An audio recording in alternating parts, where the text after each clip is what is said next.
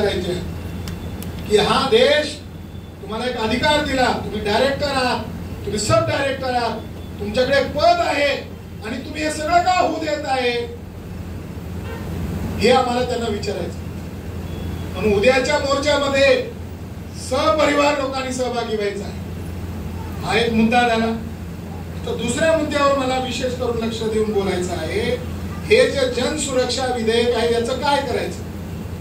या जनसुरक्षा विधेयक असं नाव देण्याऐवजी ब्राह्मण सुरक्षा विधेयक असं नाव दिलं असतं तर सगळ्याला लवकर कळलं असतं. म्हणजे ब्राह्मणाची खेळी काय असते, शब्द खूप चांगले चांगले वापरायचे, काम ब्राह्मणाचं करायचं. या कायद्यामध्ये काय म्हटलंय, ठळक ठळक गोष्टी आपल्याला कळल्या पाहिजे आणि त्या कायद्यावर बोलणं म्हणजे गुन्हा होत नाही हे लक्षात ठेवा. कारण तो जनतेसाठी बनवलेला कायदा आहे. जनता चर्चा नाही करणार का, तिथं करत नाही ते चर्चा. काय करत नाहीये, कस काय पास केला फडणवीसने तो कायदा. बऱ्याच नेत्यांना धमक्या देऊन, पैसे देऊन, लाच देऊन, खोके देऊन सगळ्या पार्ट्या जोडून आणल्या आणि सत्ता भोगत आहे. ही सत्ता बेकायदेशीर आहे असं लिहिलं नाही घटनेमध्ये कोणी. याचा पक्ष फोडा, त्याचा पक्ष फोडा, पोलिसांचा गैरवापर करा, याला मारा, काय प्रकार आहे. दिन दहाडे मारत आहे, मर्डर करत आहे. परळीमध्ये काल तर विधानसभेमध्ये दंगा झाला, अक्कलकोट मध्ये मराठा नेत्याला मारलं. काय चालू आहे देशामध्ये, जसे काही पेशवाईच अवतारली आहे. तर हा जो कायदा आहे हा काही संविधान संमत नाहीये. याच्यामध्ये म्हटलंय काय, या जनसुरक्षा विधेयकानुसार सर्व गुन्हे दखल पात्र असून त्यात जामीन मिळणार नाही. बघा हे लक्षात ठेवा. कोणी रेप जरी केला, कोणी मर्डर जरी केला, कोणी किती काही केलं तरी त्याला जामीन मिळतो, त्याला मिळेल जामीन. पण समाजासाठी कोणी नेता बोलला, कोणी तरुण बोलला, मोर्चा काढला, सरकारच्या धोरणाविरोधात टीका केली आणि त्याला अर्बन नक्सलाइट घोषित केलं, त्याला अरेस्ट केल्यानंतर हा गुन्हा कसा आहे, दखल पात्र असून त्यात जामीन मिळणार नाही. नंबर 2, ज्या संघटना आहेत त्यांच्या मालमत्ता शासन ताब्यात घेऊ शकते. म्हणजे कोर्टाकडून निकाल याची गरज नाहीये. घोषित झाला अर्बन नक्सलाइट आहे, त्याच्या सर्व संपत्तीवर कब्जा करता येईल. नंबर 3, संघटनेचा एकही सदस्य बेकायदेशीर कृत्य करत असल्यास तोपर्यंत संघटना अस्तित्वात असल्याचे मानले जाणार आहे. कायद्याच्या कारवाईस कोणत्याही न्यायालयास मनाई हुकूम देता येणार नाही. म्हणजे कायद्यापेक्षा हा कायदा श्रेष्ठ, जज पेक्षा हा कायदा श्रेष्ठ. कोर्ट प्रक्रिया कशाला आहे. जर तुम्हीच निकाल करणार असाल, जजला काहीच अधिकार नसेल. आणि याच्यामध्ये असं म्हटलंय, जिल्हा दंडाधिकाऱ्याच्या परवानगीशिवाय अधिसूचित जागेत प्रवेश केल्यास तो फौजदारी प्रवेश मानला जाईल. ह्या कायद्यामध्ये काय म्हटलेलं आहे नेमकं, आपण जरा फडणवीस साहेबांचं ऐकूया. ज्या दिवशी हा कायदा पास होत होता त्या दिवशी फडणवीसनं थोडी चलाकी केली. RSSच्या ब्राह्मणांना खोटं बोलायला चांगलं शिकवतात, कारण ते RSSचे असतात, नंतर बीजेपी मध्ये येतात. काय बोलले फडणवीस साहेब जरा आपण बघूया.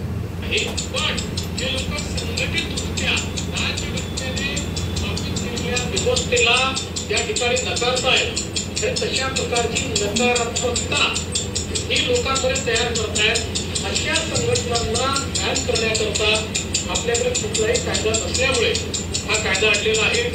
या सभागृहाला आश्वस्त करतो की या कायद्याचा कुठलाही गैरवापर या ठिकाणी आम्ही करू देणार नाही, होणार नाही. या सभागृहाला आश्वस्त करतो.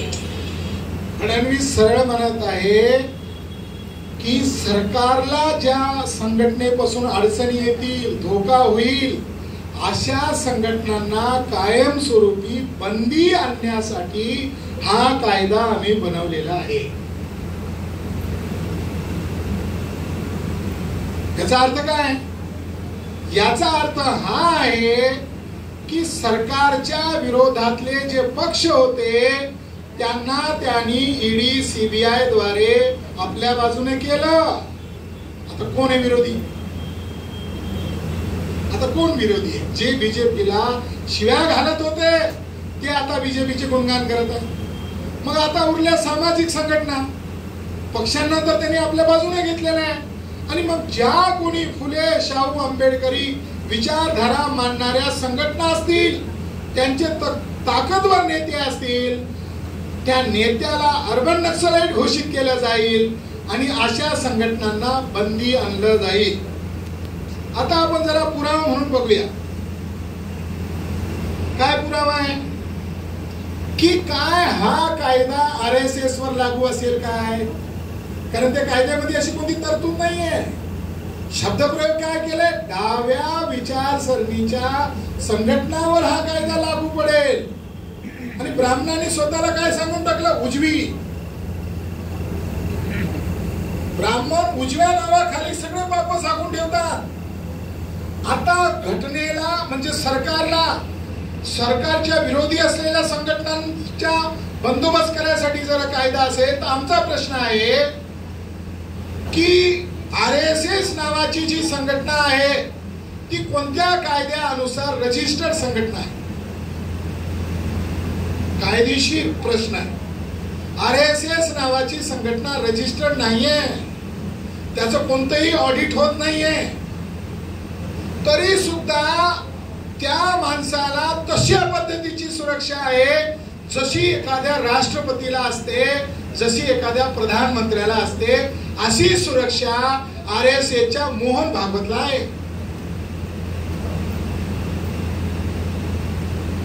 मग ही संघटना हातात काठ्या घेते, शस्त्र घेते, दसऱ्याच्या दिवशी शस्त्रास्त्राची पूजा करते, इलेक्शन आल्यावर वेगवेगळ्या राज्यामध्ये नंग्या तलवारी नाचवल्या जातात, चौकात रस्त्यात कोणाला तरी गाठून मॉब लिंचिंग केलं जाते, मर्डर केलं जाते. अशा संघटनांवर हा जनसुरक्षा विधेयक लागू होणार आहे का? कारण कायदा तुम्ही जनतेच्या नावाखाली बनवला आहे, ते बनवणार का तुम्ही याच्यामध्ये?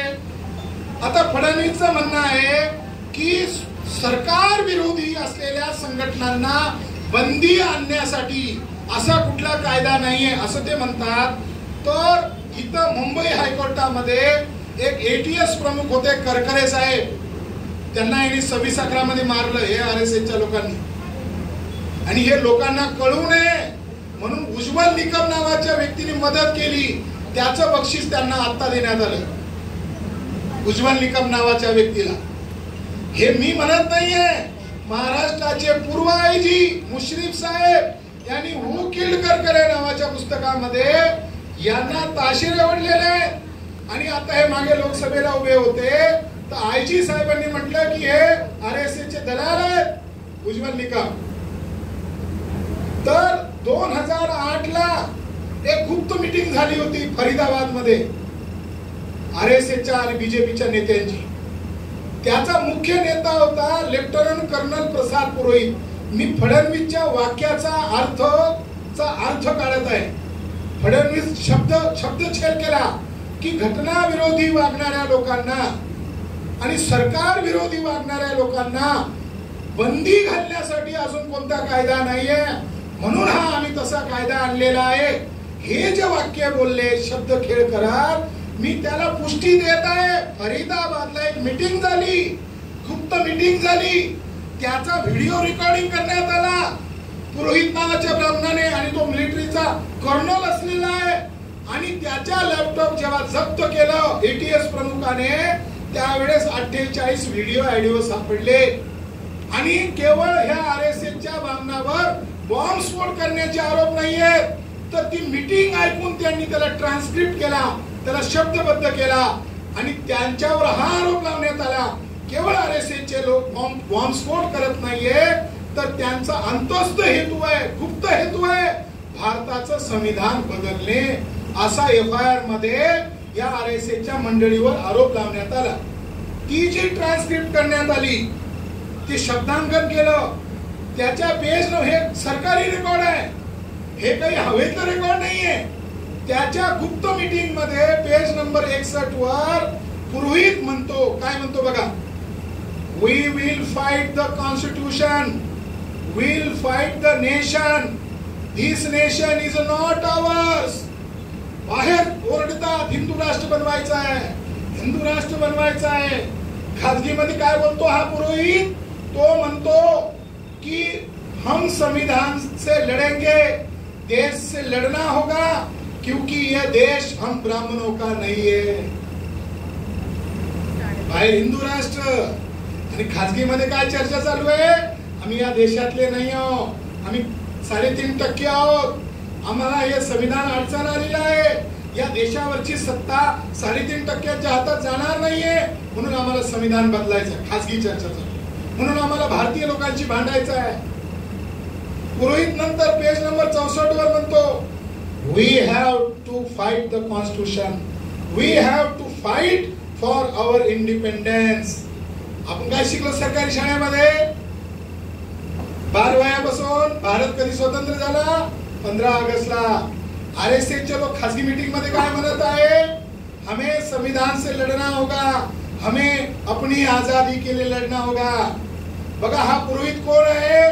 देशाच्या सर्वोच्च पदावर आहे, कर्नल आहे, म्हणजे नागरिक नाहीये तो साधा, केवळ गुंडा आणि अतिरेकी नाहीये, तो कर्नल आहे. तो काय म्हणतो की आपल्याला हे संविधान बदलावं लागेल, कारण हे संविधान ब्राह्मणाचं स्वातंत्र्य हिसकावते, सगळ्यांना गुलाम करू देत नाहीये संविधान. हे संविधान बदलल्यानेच आपल्या ब्राह्मणाला स्वातंत्र्य मिळणार आहे. आपण देशभक्त लोक आहोत, आपण तर म्हणत आहोत 15 ऑगस्टला स्वातंत्र्य आहे, पण हे खासगी मध्ये काय म्हणत आहे? हे संविधान बदलणे हे स्वातंत्र्य आहे. पेज नंबर 69 वर काय म्हणतो पुरोहित? इस संविधान को मानना ही नहीं है, नॉकिंग डाउन, इसे तोड़ दो, एक ही तरीका आवश्यक है. बघा सरळ म्हणत आहे की हे संविधान बदललं पाहिजे, जाळलं पाहिजे, फाडलं पाहिजे, तोडलं पाहिजे. आणि पुढे उपाध्याय नावाचा ब्राह्मण दुसरा तो लिहितो 72 वरती बोलतो, this constitution is not applicable to us, will not acceptable to us, another constitution will come into place, then Hindu Rashtra is established. ये संविधान हमारे ऊपर लागू नहीं होता, हमें ये स्वीकार्य नहीं है, इसकी जगह पर दूसरा संविधान लाना होगा, तब हिंदू राष्ट्र की स्थापना होगी.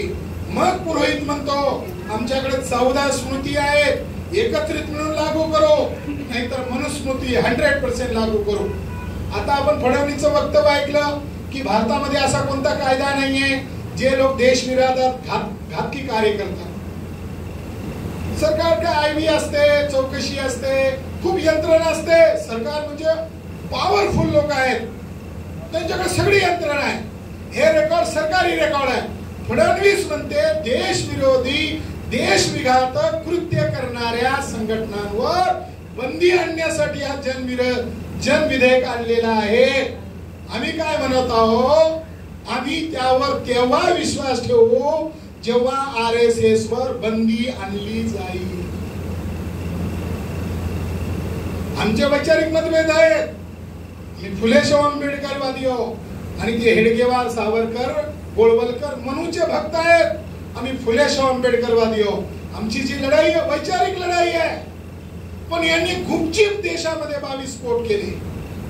2006 ला नांदेड मध्ये बॉम्ब विस्फोट झाला, RSS चे 2 लोक मेले. जर फडणवीसचं म्हणणं खरं मानायचं झालं तर तेव्हाच आम्ही विश्वास ठेवू जेव्हा RSS बंदीची घोषणा महाराष्ट्र असेंब्ली मधून होईल. हे सगळं ढोंग आहे. RSS बीजेपीचे लोक देशाला आपला देश मानत नाही, रेकॉर्ड आहे. भारताच्या संविधानाला आपलं संविधान मानत नाही, रेकॉर्ड आहे. आणि एक पागल साधू म्हटला इतक्या तारखेपर्यंत संविधान नाही बदललं तर मी ह्या कुंडामध्ये, ह्या नदीमध्ये जीव देणार आहे. प्रधानमंत्र्याला वॉर्निंग दिली. प्रधानमंत्र्यांनी त्याची उच्च मागणी करायला पाहिजे होती की नाही? एक ब्राह्मण लोक कुंभमेळ्यात आले आणि म्हणाले वसंत पंचमी पर्यंत संविधान बदलणार आहे. देशाचा प्रधानमंत्री, देशाचा राष्ट्रपती त्यांचे उघड्या नंग्या नशेडी गंजेडी लोकांच्या पाया पडत होते आणि त्यांनी काय ठराव पास केला? वसंत पंचमी पर्यंत संविधान बदलणार आहे. काय अशा लोकांवर हे जनसुरक्षा विधेयक लागू होणार आहे? याचा एक मात्र हेतू आहे. नंबर 1, तुमचे जेवढेही फंडामेंटल राईट आहे, बोलण्याचं स्वातंत्र्य, लिहिण्याचं स्वातंत्र्य, फिरण्याचं स्वातंत्र्य, लोकांना लोकशाही अधिकारावर जागृत करून सत्ता प्राप्त करून घेण्याचा अधिकार तुम्हाला घटनेने दिलेला आहे. अरे बोललो तर ना विरोधी पक्ष तयार होईल, आम्ही बोललो तर ना नेते बनू, आम्ही मोर्चा काढला तर ना आमच्या लोकांना आमच्यावर भरोसा वाटेल की हा माझा नेता आहे, हा कोणाला घाबरत नाही, हा केवळ कायद्याच्या चौकटीत राहतो. म्हणजे या देशामध्ये हुकुमशाही आणायची आहे, पेशवाई आणायची आहे. ज्या पेशवाईने गळ्यात मडकं टाकलं होतं, कमरेला झाडू बांधला होता, ती सिस्टीम त्यांना आणायची आहे कायद्यात. सगळे फंडामेंटल राईट रद्द झाले. त्याच्यामध्ये काय प्रावधान आहे? त्याच्यामध्ये एक शब्द आहे प्रोसिजर सेफगार्ड. त्या भाषणामध्ये देवेंद्र फडणवीस एक शब्द प्रयोग केला, प्रोसिजर सेफगार्ड असणार आहे. म्हणजे काय असणार आहे प्रोसिजर सेफगार्ड? म्हणजे काय तर स्थानबद्ध करायचं, कोणाला कसं करायचं याचा अधिकार रिटायर्ड हायकोर्टाच्या 2 जजला राहील. म्हणजे एखाद्या संघटनेच्या नेत्याला घोषित केला अर्बन नक्सलाईट, तो कोण अर्बन नक्सलाईट आहे तर त्याची चौकशी रिटायर्ड 2 हायकोर्टचे जज करतील. 75 वर्ष झाले लोकशाहीला, अजूनपर्यंत जेवढ्याही कमिट्या सरकारच्या असतील, कोणत्याही जजने किंवा कोणत्याही कमिटीने असं म्हटलेलं नाहीये याच्यात सरकार चुकलेलं आहे. अरे ते त्यांच्याच बाजूने राहतात, चुकलेल्यांना सुद्धा ते बरोबर सांगतात. आणि हे जज कोण राहणार आहे? मिंदे असणार आहे. हे जज काही स्वाभिमानी नसणार आहे, जे चापलूस असणार आहे, जे दलाल प्रवृत्तीचे असणार आहे, ज्यांनी खोटे नाटे जजमेंट दिलेले असणार आहे किंवा सरकारकडे त्याच्या काळ्या फायली असणार आहे. मग त्याच्या पुढे जेलमध्ये जावंच लागेल. मग त्याला काय करायचं? जज बनवून, रिटायर्ड जज बनवून सरकारची दलाली करायची, RSS BJPची दलाली करायची. आता आपण एक उदाहरण पाहूया. किती हा जो कायदा आहे हा निरपेक्ष आहे का बायस आहे? हा बायस आहे, हा निरपेक्ष नाही. अर्बन नक्सलाईट हा शब्द प्रयोग 2 घटनेच्या वेळी आला. एक शेतकरी आंदोलन करत होते, त्यावेळेस शेतकऱ्यांना अर्बन नक्सलाईट का म्हणू नये अशी चर्चा दिल्ली भागात झाली.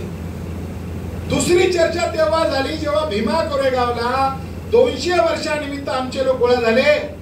त्यावेळेस पुण्याचा मिलिंद एकबोटे आणि सांगली साताऱ्याचा तो भिडे, मनोहर भिडे, या दोघांनी तिथं दंगल घडून आणली. जेलमध्ये कोण असायला पाहिजे होतं? भिडे एकबोटे. इन्क्वायरी कोणाची व्हायला पाहिजे होती? आयोगामध्ये त्याला कटघऱ्यात उभंच केलं नाही. बघा आमचा आरोप कोणावर आहे? भिडे एकबोटेवर. भिडे एकबोटेवर चौकशीच नाही आहे. आणि 7-8 वर्ष झालेली आहे. या जजला किती दिवस पाहिजे होता? 1 महिना पाहिजे होता निकाल द्यायला, आयोग बनवायला, रिपोर्ट बनवायला. 7-8 वर्ष झाले, 2 निवडणुका निघून गेल्या. हे स्वयंप्रेरणेने करत आहेत का? ते म्हणजे जजेस स्वयंप्रेरणेने काम करत आहेत का? याचा अर्थ आहे जजेसला मॅनेज केलं जाऊ शकतं. तिसरी महत्वाची गोष्ट आहे, समजा एक व्यक्ती, एखादी संघटना, म्हणजे माणसाला समाजाच्या विरोधात उभा करायचा कायदा आहे, माणसांना समाजाच्या विरोधात उभा करणारा कायदा एक संघटना आहे. त्या संघटनेला कोणीतरी माणसाने दर महिन्याला डोनेशन दिलं. समजा मी एक व्यक्ती आणि समोर बसलेले एक व्यक्ती, मी यांना दरवर्षी काही ना काही डोनेशन देत गेलं. सरकारने यांचं समाजात इज्जत, समाजात वजन पाहता सरकारला यांच्यापासून धोका वाटला, यांना त्यांनी अर्बन नक्सलाईट घोषित केलं. तर त्यांना ज्या ज्या लोकांनी दान दिलेलं आहे त्यांची सुद्धा इन्क्वायरी सुरू होऊन जाईल. म्हणजे उद्या लढाई लढणार कसे? फुले शाहू आंबेडकरी चळवळ जगणार कशा? या भीतीपोटी की हा उघड बोलतो, हा सरकारच्या विरोधात आंदोलन करतो, पण न जाणो उद्या सरकारने याला अर्बन नक्सलाईट घोषित केलं तर त्याला जर शक्ती दिली नाही, त्याला साधनच पुरवली नाही समाजाने, तो लढाई लढणार आहे का? म्हणजे ही चळवळ मारणारा कायदा आहे. ह्या कायद्याचा कसून विरोध केला पाहिजे. एका वाक्यात सांगतो, हा घटना विरोधी कायदा आहे, हा घटना संमत कायदा नाहीये. जेवढेही फंडामेंटल राईट आहे ते सगळे हिसकावून घेतलेले आहे. अनशन करता येणार नाही, तुम्हाला मोर्चा काढता येणार नाही. लोकांचा लाखो मोर्चा काढून सरकारला धारेवर धरण्याचा अधिकार महामानव डॉक्टर बाबासाहेब आंबेडकरांनी दिला आहे. तो अधिकार त्या लोकांनी हिसकावून घेतलेला आहे. म्हणून या कायद्याचा विरोध किती झाला पाहिजे, तर एवढा झाला पाहिजे, येत्या 2-3 महिन्यामध्ये हा कायदा रद्द करण्यात आला पाहिजे. पण देवेंद्र फडणवीसचं अंतर्गत रहस्य काय? एक कायदा एक कायदा केंद्राचा आहे ज्याच्यामध्ये गुन्हेगाराला पकडता येतो. नॅशनल एजन्सी आहे चौकशी, पण तो कोणाकडे आहे? गृहमंत्र्याकडे घटनेनुसार.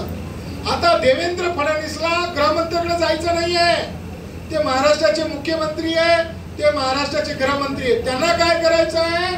त्यांना घटना बाजूला सारून स्वतःच कायदा बनवायचा, स्वतःच लोकांना अरेस्ट करायचा, स्वतःच कोणाला ठोकायला लावायचा आहे.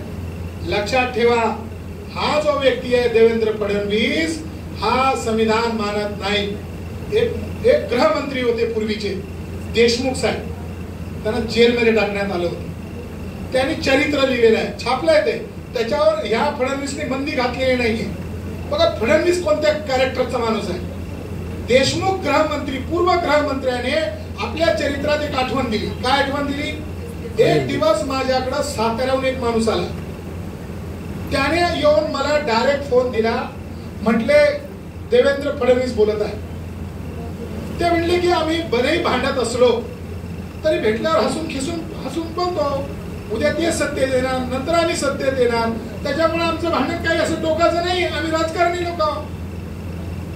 त्यांनी मुलाखतीत सांगितलं आणि त्यांनी त्यांच्या आत्मचरित्रात दिलं की जो माणूस माझ्याकडे पाठवला होता तो कुठल्या सरकारी पदावर नव्हता, तो बीजेपीचा वर्कर नव्हता, तो आरएसएसचा वर्करही नव्हता, पण त्याला झेड सिक्युरिटी होती आणि तो वाईट काम करून घेण्यासाठी फडणवीसने त्याला झेड सिक्युरिटी दिली होती. मला त्यांनी फोनवर एवढंच सांगितलं, त्यांनी एक लिफाफा दिलेला आहे, त्याच्यामध्ये तुम्हाला उद्धव ठाकरेच्या पोराला हात टाकायचा आहे, तुम्हाला असं असेल, त्या अफिडेव्हिटवर लिहिलेलं आहे सगळं. फक्त गृहमंत्री म्हणून तुम्हाला सही करायची आहे आणि ते अफिडेव्हिट तुमचं आहे एवढं तुम्हाला मान्य करायचं आहे. त्यांनी लिहिलं हे, त्यांनी मान्य केले नाही म्हणून त्याला जेलमध्ये टाकलं. मी काय म्हणतो, आम्ही काही सत्तेत नाही हो. देशमुख साहेब ज्या पार्टीचे आहेत त्यांच्यावर कायद्यानुसार फडणवीसनी गुन्हा दर्ज करायला पाहिजे होता. केला का त्यांनी गुन्हा दर्ज? त्यांनी तो ऑटोबायोग्राफी मध्ये लिहिलं. तेव्हा हे लोक घटना मानत नाहीये. यांना या देशामध्ये अराजकता पैदा करायची आहे. आता त्यांनी म्हटलंय सरकार विरोधी भावना भडकवल्या जाऊ शकतात का, अशी भीती काय? बघा नेपाळमध्ये लोक सडकेवर उतरले, तिथं जन आंदोलन झालं. लॉकडाऊनच्या नंतर लगेच श्रीलंकेमध्ये जन आंदोलन झालं, सत्ता बदलली. बांगलादेश मध्ये जन आंदोलन झालं, इकडं भागवतला डबल झेड सिक्युरिटी वाढवली. तिकडं आंदोलन चालू आहे आणि सिक्युरिटी भागवतला दिलेली आहे. गणित समजून घ्या. तर मूळ कारण हे आहे, आता मी खरं सांगत हे कशासाठी चालू आहे. त्यांनी हा देश विकून टाकलेला आहे. मी बोलणार, याच्यासाठी मी गोळ्या खाणार, याच्यासाठी आम्ही त्यांच्या धमक्यांना भिणार नाहीये. आणि वेळ आल्यास हे काळे कायदे जाळू, आणि काळे कायदे जाळत जाळत जर आम्हाला जेल झाली तर आम्ही आनंदाने आणि गर्वाने जेलमध्ये जाऊ. कारण आम्ही बाबाची बच्चे आहोत. ज्यावेळेस स्वातंत्र्याची चळवळ चालू होती असेच तुम्ही इंग्रजांचे कायदे मानत नव्हते, असेच तुम्ही इंग्रजांचे कायदे जाळले, जेलमध्ये पाठवले, हिरो झाले ना ते लोक. मग आम्ही कुठं लहान होणार? आम्ही पण हिरो होऊन जाऊ. खरं कारण काय? 34 वर्ष उलटून गेली आहेत. आमच्या चळवळी भावनिक झाल्या. आम्ही लोकांनी मूळ चळवळीला बगल दिली, त्याचे दुष्परिणाम आमची पिढी भोगत आहे. 34 वर्ष झाली आहेत. यांनी नोकऱ्या बंद करणारा कायदा आणला, त्याला एलपीजीचा कायदा म्हणतात. एलपीजी म्हणजे गॅस कनेक्शन नाही, एल म्हणजे लिबरलायझेशन, पी म्हणजे प्रायव्हेटायझेशन, जी म्हणजे ग्लोबलायझेशन. हे सर्व विभागाचं खासगीकरण करणारा कायदा आहे. हिवाळी अधिवेशनामध्ये फडणवीसनी कमाल केली. त्यांनी एक पोलिसांचाच कायदा पास केला 2023 ला. आता एसपी सुद्धा कॉन्ट्रॅक्ट बेसिसवर असेल. बघा, एसपी कलेक्टर नंतर जो मोठा मालक असतो तो एसपी असतो. एसपी ला सुद्धा कॉन्ट्रॅक्ट बेसिसवर देणार. जे कुलगुरू आहेत ते कुलगुरू सुद्धा कॉन्ट्रॅक्ट बेसिसवर असणार. जे शिक्षक आहेत, प्राध्यापक आहेत, काहींना लाखभर पगार आहे. आता प्राध्यापकांना 10,000 रुपये मागणे असेल तर ये, अन्यथा घरी जा. कॉन्ट्रॅक्ट बेसिसवर सुरू होणार आहे. ही डोक्यात समजून घ्या त्यांच्या डोक्यात काय चाललंय. त्यांनी नोकऱ्या बंद केलेल्या आहेत, 34 वर्ष होऊन गेलेली आहेत. आता कायदा बदललेला आहे, आता घटना बदलली आहे. घटना म्हणते प्रत्येकाला नोकरी मिळेल, प्रत्येकाला जॉब मिळेल, प्रत्येकाला समानतेची संधी राहील. 34 वर्ष झाले. 2013 ला हे जो मोदी साहेब बडबोला मोदी खोटारडा, मी तर आमच्या वकील साहेबांना म्हणतो की त्याने म्हणलं होतं वर्षाला 2 कोटी जॉब देतो. नंतर लोक म्हणले जॉब कब देने वाले हो. त्या मोदीने म्हटले भजिया तलो, पकोडे तलो, हो गया जॉब, चाय बेचो, हो गया जॉब. आणि काही पोरं अक्षरशः भजे वकिलीच्या ड्रेस मध्ये, इंजिनियरच्या ड्रेस मध्ये गेले आणि सरकार पुढे भजे तलू लागले, तर त्यांना पोलिसांद्वारे लाठा मारण्यात आला. काय झालं माहितीये? मोदी साहेब देशाचा प्रधानमंत्री बनण्यापूर्वी मनमोहन सिंग नावाचा प्रधानमंत्री होता काँग्रेसचा. भारतावर किती कर्ज तुम्हाला समजलं पाहिजे. हे कशामुळे चालू आहे? 2013 ला भारतावर कर्ज होतं जवळपास 56 लाख करोड रुपयाचं. किती होतं? 56 लाख करोड. 90 लाख कर्ज होतं 3.5 लाख करोड रुपये. सरकारी कंपन्या विकून त्या कमी करणार असं म्हटले होते, म्हणून तो खासगीकरणाचा कायदा आला. उलट 3.5 लाख करोड मुद्दल राहिली, व्याज झालं 56 लाख करोड रुपये. मोदी आले भारताचे प्रधानमंत्री, ईव्हीएम मध्ये गडबड करून आले. आता भारतावर कर्ज आहे 265 लाख करोड रुपये. जर प्रत्येकाची टक्केवारी काढली तर प्रत्येकाच्या डोक्यावर कर्ज आहे. ते भारतावर कर्ज म्हणजे भारतातल्या प्रत्येक माणसाच्या डोक्यावर कर्ज आहे. ते विकलाय त्यांनी देश. मग रोजगार नसेल तर युवा काय करतील? बेरोजगारांचे मोर्चे निघणार ना. महिलांची महागाई वाढली आहे. पूर्वी सुषमा स्वराज होती आणि ही सास कभी बहुवाली जी बाई होती स्मृती इराणी, आता तिचं नावही विसरलो आम्ही. तर ती इराणी गॅस घेऊन जायची. हा देवा भाऊ हा गळ्यामध्ये त्या टमाटे, बटाटे, कांद्याच्या माळा घालून आंदोलन केलं यांनी. आज महागाई किती? मुंबईत कसं जगणार लोक? पुण्या मुंबईमध्ये जगणं मुश्किल आहे गरीब लोकांचं. त्यांना किराया भरता येत नाही. तर ही जी बेरोजगारी वाढली आहे, ही जी महागाई वाढली आहे, रोजगार नाहीये. 2016 ला बीजेपी सरकारच्या मंत्रालयाने घोषित केलं, नीती आयोगाने, त्याचा हेड होता कांत. तो असा म्हणतो आता भाजप सरकार कोणालाही नोकऱ्या देणार नाही. आता भारत सरकारची जबाबदारी नाहीये हॉस्पिटल चालवणे, शाळा चालवणे, रेल्वे चालवणे, हवाई जहाज चालवणे, उद्योग चालवणे. ही भारत सरकार म्हणजे भाजपाची जबाबदारी नाहीये, भारत सरकारची जबाबदारी नाहीये. याचं आम्ही प्रायव्हेटायझेशन करणार. गेल्या वर्षी 65,000 शाळा विकल्या होत्या उघडपणे. आता त्या गडचिरोलीमध्ये सगळ्या शाळा विकून टाकलेल्या आहेत. हे तुम्हाला माहिती? म्हणजे तुमच्या पोरांना आता शिक्षण नाहीये. उद्या ज्या शाळा कॉलेज असणार आहे त्या अंबानीचे असणार आहे, अडाणीचे असणार आहे. या मुंबईमध्ये आमचे लोक, गरीब लोक राहतात धारावीच्या झोपडपट्टीमध्ये. ती झोपडपट्टी गौतम अडाणी नावाच्या भांडवलदारांना या फडणवीसने विकून टाकली आहे.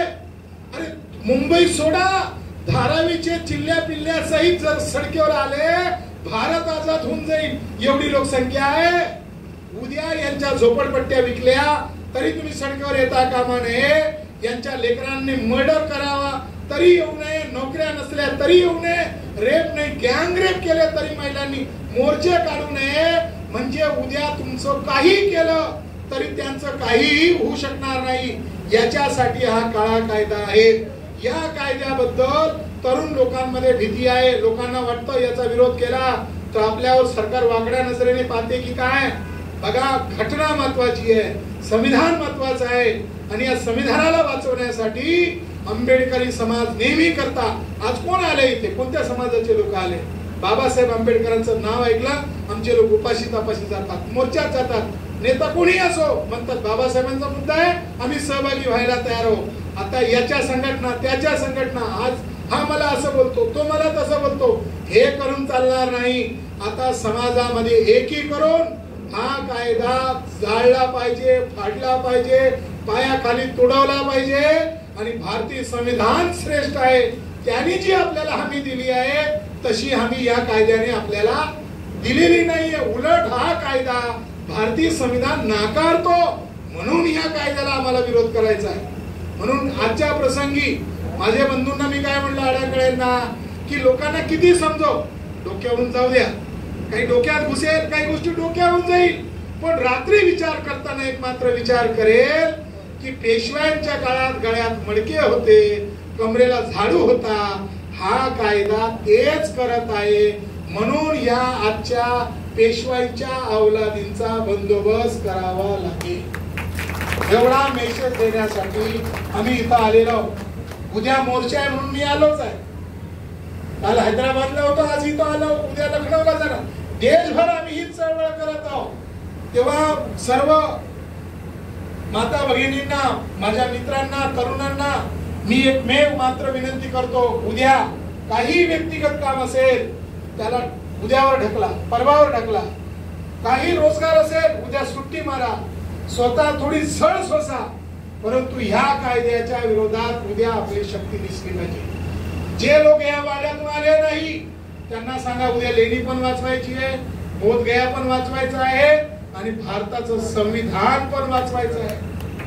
हे जे मगरू झालेले लोक आहे यांच्याकडे एक मशीन आलेली आहे आणि त्या मशीनचं नाव ईव्हीएम मशीन आहे.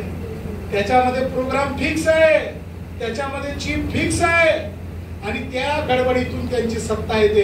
आता त्यांना तुम्हाला भीती का वाटत नाही? कोणतंही बटन दाबा, कमळाच्याच खात्यात जाईल, कोणतंही दाबा. निकाल लागला.